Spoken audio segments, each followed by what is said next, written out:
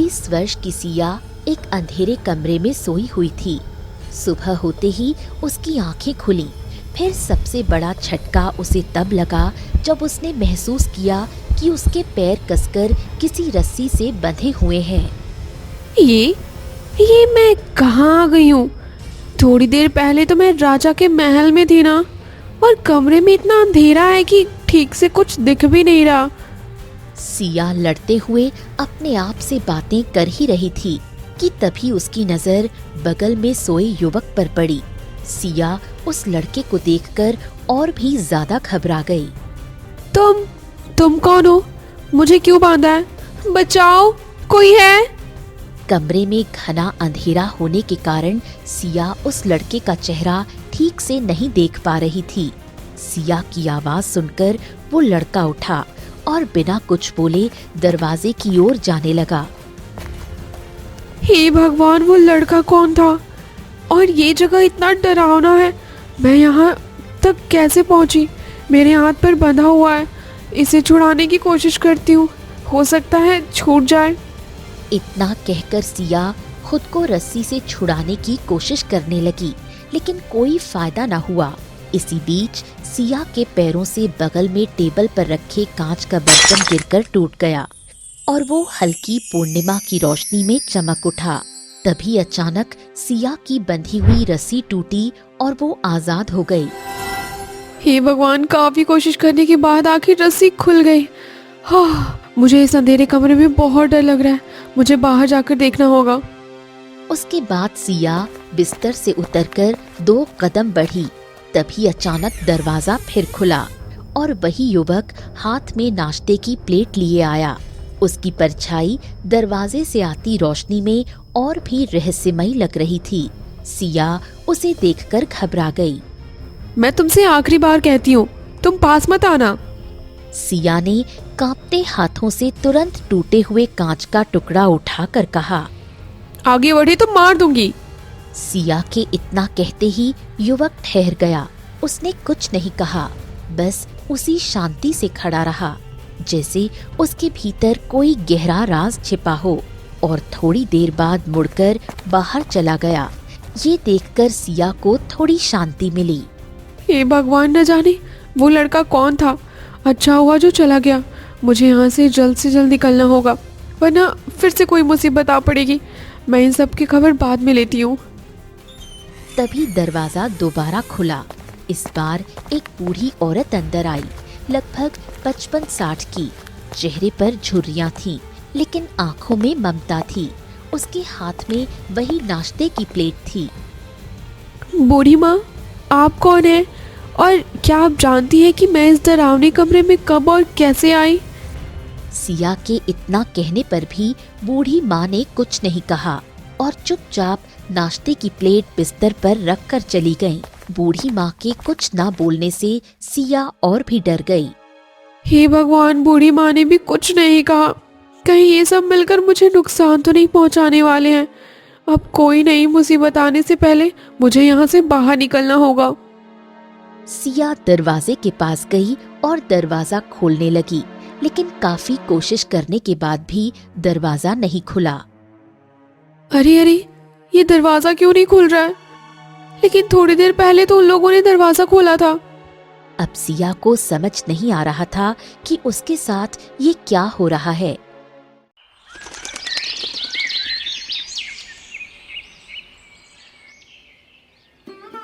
उधर राजमहल में खुशियों का मंगल संगीत बज रहा था। राजकुमारी का विवाह होने वाला था और उसकी तैयारी चल रही थी। राजकुमारी दिया बहुत खुश थी। महाराज और महारानी भी अपनी बेटी की खुशी देखकर सुखी हो रहे थे। महारानी, जरा देखिए तो हमारी पुत्री विवाह के समय कितनी खुश दिखाई दे रही है। हाँ महाराज, आपने ठीक कहा। वैसे भी हमारी दोनों जुड़वा बेटियों की खुशी से बढ़कर और कुछ भी नहीं है।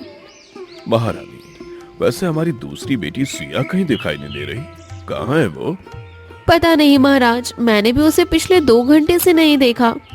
ठीक है महारानी, आपको चिंता करने की जरूरत नहीं। दिया अपनी बहन के विवाह की तैयारियां करा रही होगी। हाँ महाराज, आप ठीक कह रहे हैं, मुझे भी ऐसा ही लगता है। महाराज और महारानी इस बात से बिल्कुल अनजान थे कि सिया के लिए कितना बड़ा षड्यंत्र किया गया है। वहीं दूसरी ओर सिया खिड़की के पास खड़ी होकर सोचने लगी।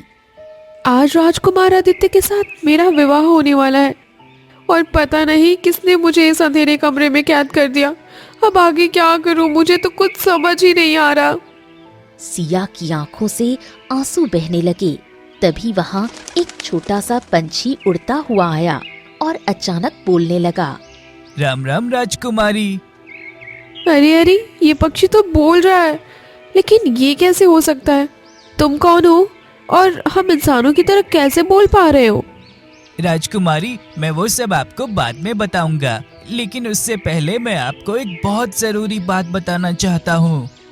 हाँ कहो, क्या कहना चाहते हो? कोई चिंता की बात तो नहीं है ना? राजकुमारी, तुम्हें कुछ भी करके इस कमरे से बाहर जाना पड़ेगा, नहीं तो राजकुमारी दिया का विवाह राजकुमार से हो जाएगा। ये सुनकर सिया हक्की बक्की रह गई। दरअसल सिया और दिया दोनों जुड़वा बहनें थीं और राजकुमारियां थीं। सिया का विवाह राजकुमार आदित्य से होने वाला था। तुम ये सब क्या बोल रहे हो? आज तो मेरा विवाह होने वाला था, फिर मेरी बहन दिया मेरे राजकुमार से कैसे विवाह कर सकती है?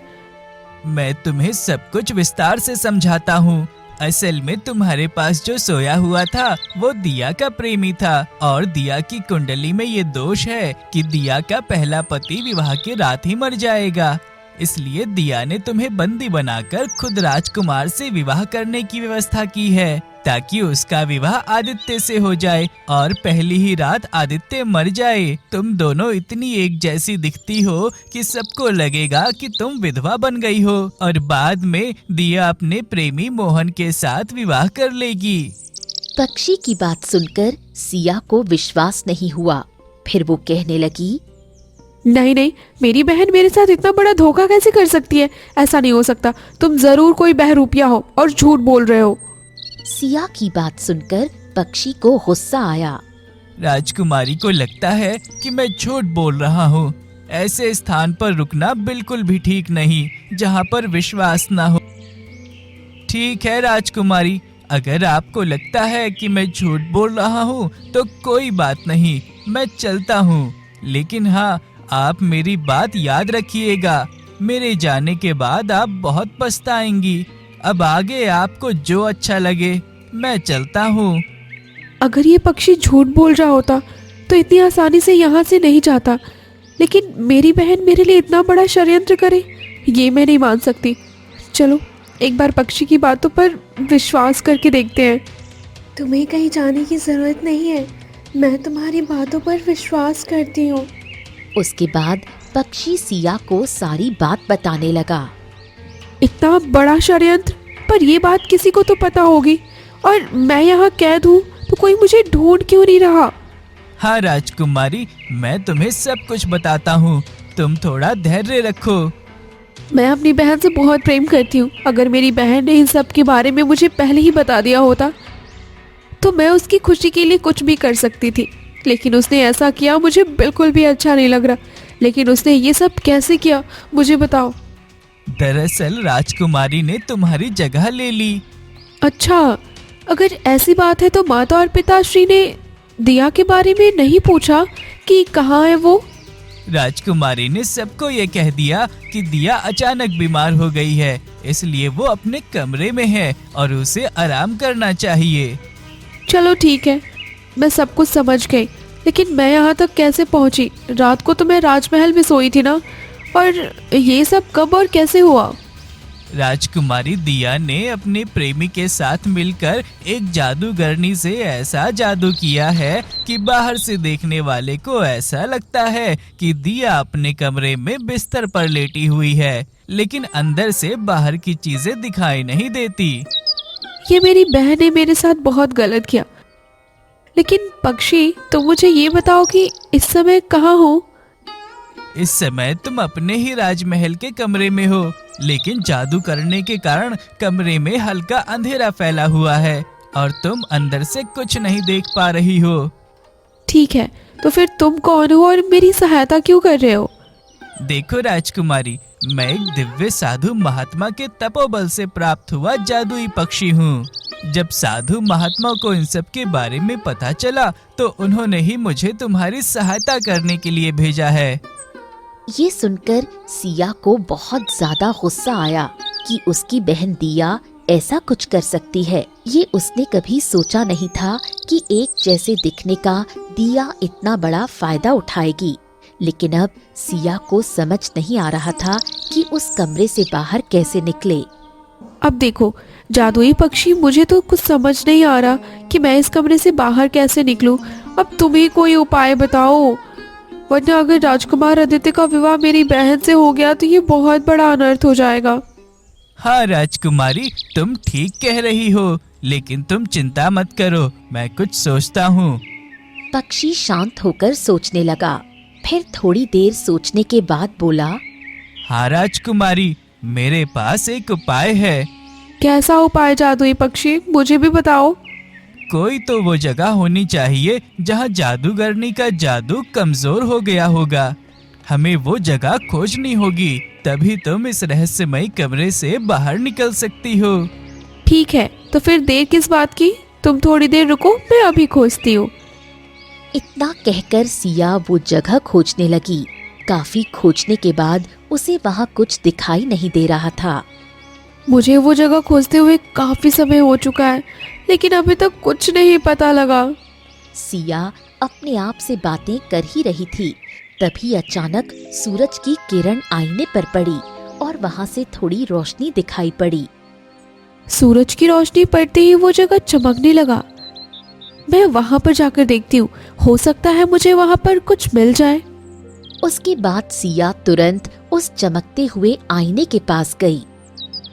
अच्छा, तो ये शीशा ही था जो जादू की तरह चमक रहा था। पक्षी चमकता हुआ आईना देखकर बहुत खुश हुआ और सिया से कहने लगा, सिया, आखिर तुमने वो स्थान खोज ही लिया जहाँ पर जादू करने की शक्तियाँ थोड़ी कमजोर पड़ गई हैं। जादुई पक्षी, तो क्या हम यहीं से बाहर निकल सकते हैं? हाँ सिया, मुझे तो ऐसा ही लगता है। तुम जल्दी से आईना हटा कर देखो। ठीक है जादुई पक्षी, मैं हटती हूँ, तुम थोड़ा रुको। सिया आईने की तरफ 2 कदम आगे बढ़ी। तभी सिया के कानों तक किसी के आने की आवाज सुनाई दी। सिया, मुझे लगता है इस कमरे में कोई आ रहा है। हाँ, मुझे भी किसी के आने की आवाज सुनाई दे रही है। अब हमें क्या करना चाहिए? सिया, मैं जा रहा हूँ, तुम जल्दी से जाकर बिस्तर पर लेट जाओ। किसी को ऐसा ना लगे कि हमने वो स्थान खोज लिया। लेकिन जादुई पक्षी, हम डर क्यों रहे हैं? अगर उसे सब कुछ पता चल भी गया तो क्या हो जाएगा? सिया, तुम बात को समझो। अगर उस व्यक्ति को उन सब के बारे में पता लग जाएगा तो हमारे लिए एक नई मुसीबत खड़ी हो सकती है, इसलिए हमें छुपना होगा। हाँ, ये जादुई पक्षी ठीक कह रहा है, हमें ऐसा ही करना चाहिए। उसके बाद जादुई पक्षी वहाँ से उड़ गया और सिया सोने का दिखावा करते हुए बिस्तर पर जाकर लेट गई। तभी वो बूढ़ी औरत आई जो सुबह आई थी। आज तो किसी कारणवश राजकुमारी का विवाह नहीं हुआ, लेकिन बस आज की रात, कल एक बार राजकुमारी का विवाह हो जाए, उसके बाद तुम मेरे जादू से आजाद हो जाओगी। सिया की आंखें बंद थीं, पर वो सब सुन रही थी। अच्छा, तो आज किसी कारणवश दिया का विवाह राजकुमार आदित्य के साथ नहीं हुआ। चलो, ये तो बहुत अच्छा हुआ, मुझे थोड़ा और समय मिल गया। मुझे उनसे विवाह करने की लालच नहीं है, मुझे बस डर इस बात का है कि मेरी बहन की कुंडली में दोष है, और अगर राजकुमार आदित्य का विवाह दिया से हो गया तो वो मर जाएंगे और ये उनके साथ बहुत बड़ा अन्याय होगा। लेकिन मैं ऐसा किसी भी कीमत पर नहीं होने दे सकती। राजकुमारी सिया मन ही मन समझ गई कि ये वही जादूगरनी है।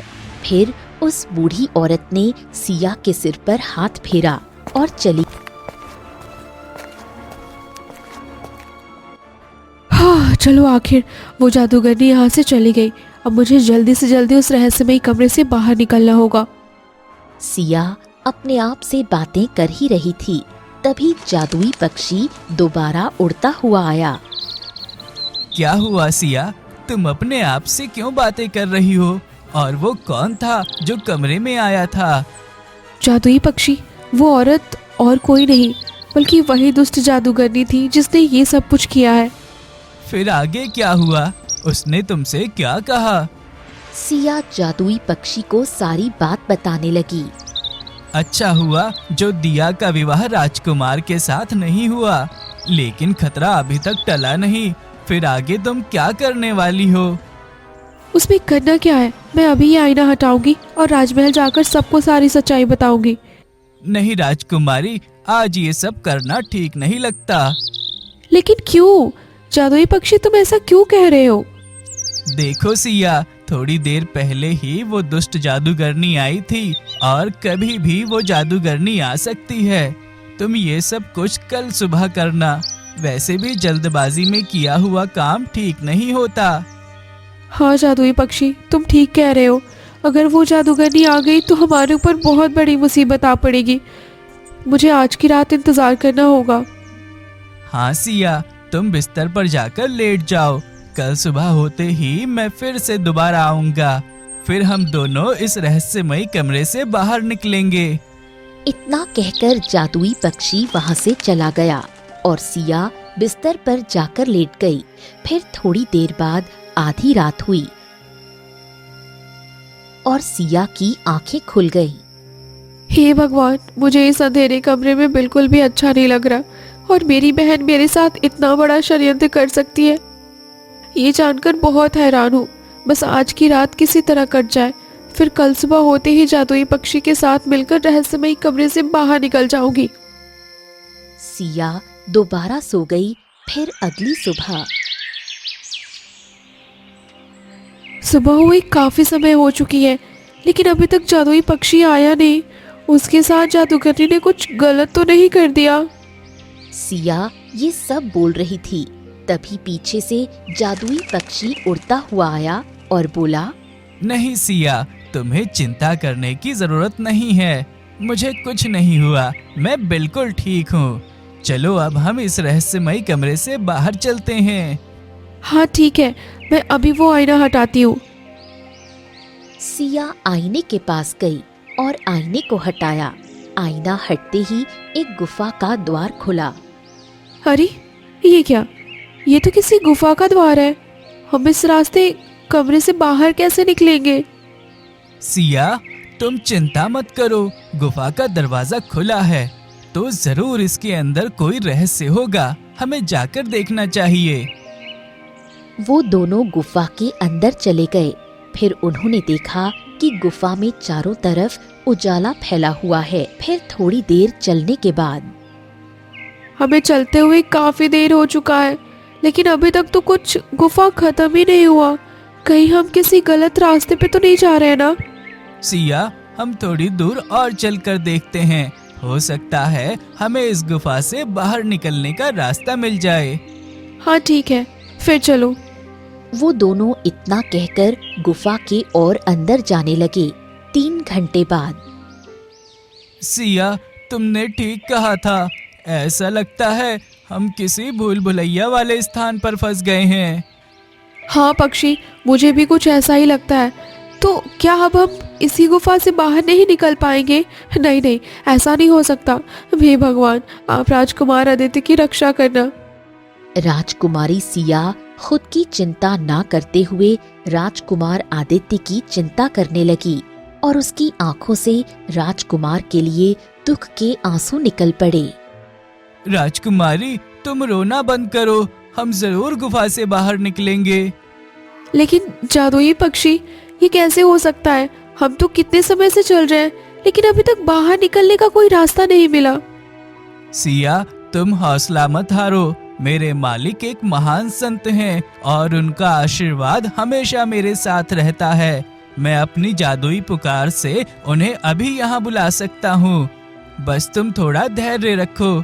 जैसे ही वो यहाँ आएंगे, इस गुफा का कोई भी दरवाजा हमें रोक नहीं पाएगा। ठीक है जादुई पक्षी, फिर साधु महात्मा को बुलाओ। हे गुरुदेव, हम एक बहुत बड़ी मुसीबत में फंस गए हैं।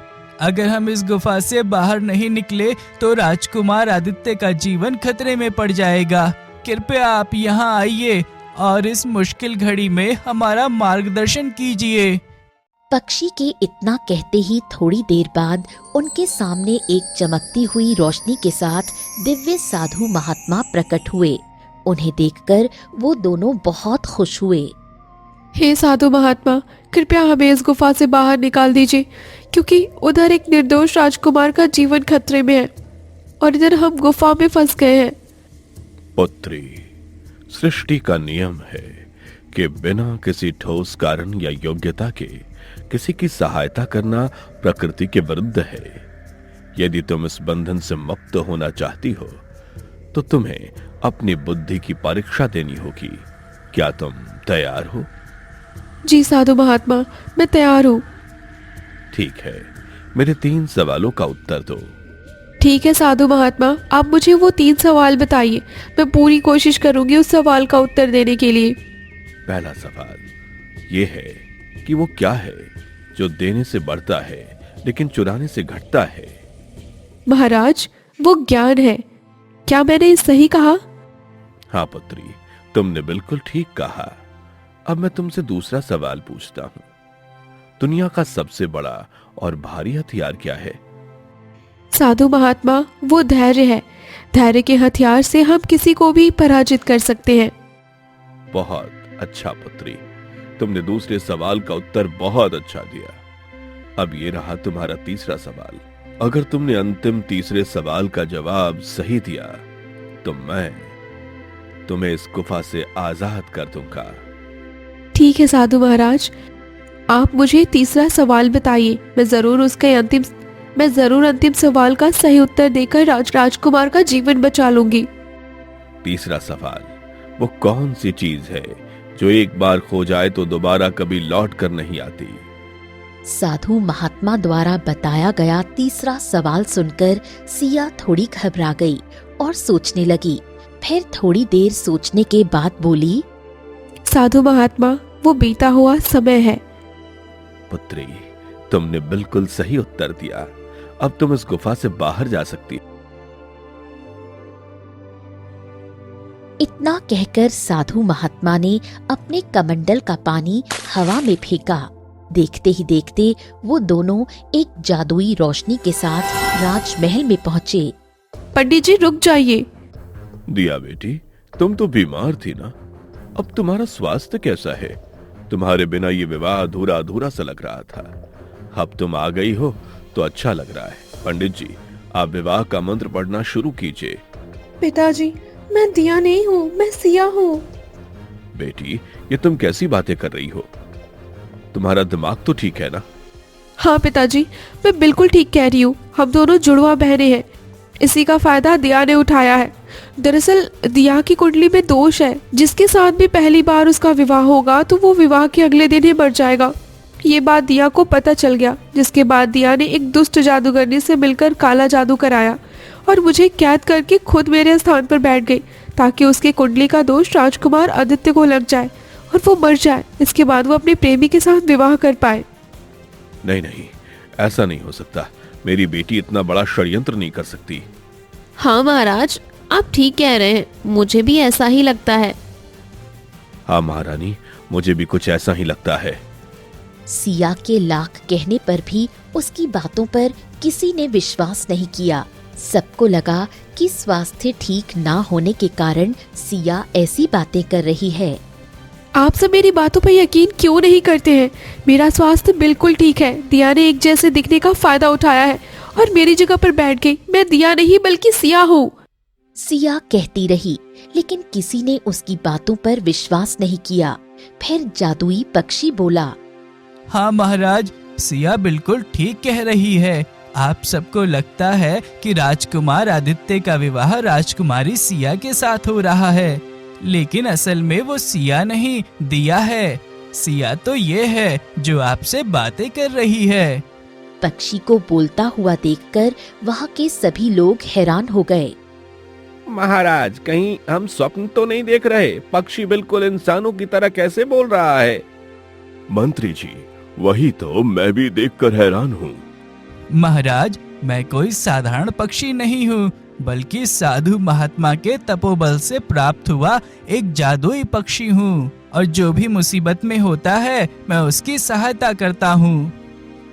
जादुई पक्षी ने राजा को सारी बात बताई। पक्षी की बात सुनकर राजा को विश्वास हो गया।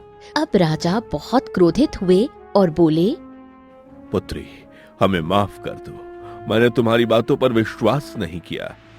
तुम मुझे बताओ वह दुष्ट जादूगरनी कहाँ है? तुम मुझे बताओ वो दुष्ट जादूगरनी है कहाँ? अब मैं उसे कड़ी से कड़ी सजा दूंगा। पिताजी, दिया के बगल में खड़ी वो औरत दुष्ट जादूगरनी है। सैनिकों से कहकर आप उसे बंदी बनवा लीजिए, क्योंकि उसकी काली शक्तियां इस राजमहल में नहीं चलेंगी। ठीक है बेटी। सैनिकों, तुम जल्दी से उस बूढ़ी औरत को बंदी बनाओ, ये मेरी आज्ञा है। ठीक है महाराज। इतना कहकर सैनिकों ने तुरंत जादूगरनी को बंदी बनाया। तुमने ये सब क्यों किया और किसके कहने पर किया? जल्दी बताओ, वरना तुम्हारा सर कलम करवा दूंगा। राजा की बात सुनकर जादूगरनी डर गई और मन ही मन सोचने लगी, अगर मैंने अभी राजा को सारी सच्चाई नहीं बताई तो राजा मुझे मृत्यु दंड दे देंगे। तुम सोच क्या रही हो? अब तुम्हारे पास सच्चाई बताने के अलावा कोई रास्ता नहीं। महाराज, ये सब मैंने धन के लालच और आपकी बेटी दिया के कहने पर किया था। सारी सच्चाई सुनकर राजकुमार आदित्य बहुत क्रोधित हुए और उन्होंने कहा, महाराज, मेरे साथ इतना बड़ा छल आपकी बेटी ने मेरे साथ बिल्कुल भी अच्छा नहीं किया। हमें क्षमा कर दीजिए राजकुमार, हमें भी इन सब के बारे में कुछ नहीं पता था, बस अभी पता चला। दिया, अगर ऐसा कुछ था तो तुम मुझे बताती, हम तुम्हारे कुंडली का दोष दूर करने का कुछ उपाय करते। इस सब में सिया की बलि देने का क्यों सोचा तुमने? आप हमेशा मुझसे ज्यादा सिया से प्यार करते हैं। सभी प्रजा भी हमेशा सिया की तारीफ करती थी, इसलिए जब मुझे मेरी कुंडली के बारे में पता चला तब मुझे ये विचार आया कि यही सही मौका है। सिया की शादी भी नहीं होगी और राजकुमार के मरने के बाद वो बिन ब्याही विधवा बन जाएगी और मेरा विवाह भी मेरे प्रेमी के साथ हो जाएगा। मंत्री जी, दुष्ट जादूगरनी और इस लड़के को कारागार में बंदी बना दिया जाए। आज से 1 महीने बाद गांव के बीचों बीच प्रजावासियों के सामने इन्हें मृत्यु दंड दिया जाएगा। राजा का फैसला सुनकर वहां पर खड़े सारे लोग हैरान हो गए। ठीक है, जैसी आपकी आज्ञा महाराज। मुझे माफ कर दीजिए दीदी, मेरे कारण आपको इतने सारे कष्टों से गुजरना पड़ा। कोई बात नहीं बहन, तुम्हें तुम्हारी गलतियों का पछतावा हो गया, ये बहुत है। मुझे तुमसे कोई शिकायत नहीं है। नहीं नहीं, तुम्हें क्षमा नहीं मिलेगी। मैं एक राजा हूँ और ये मेरा धर्म है कि मैं सबको समान दंड दूं, चाहे वो मेरे परिवार से ही क्यों ना हो। मंत्री जी, दिया को 2 साल के लिए वन में छोड़ आइए। जैसी आपकी आज्ञा महाराज। मंत्री राजकुमारी दिया को लेकर वन की ओर निकल पड़े। कुछ दिनों बाद राजा ने सिया और राजकुमार आदित्य का विवाह करा दिया। फिर सब हंसी खुशी रहने लगे।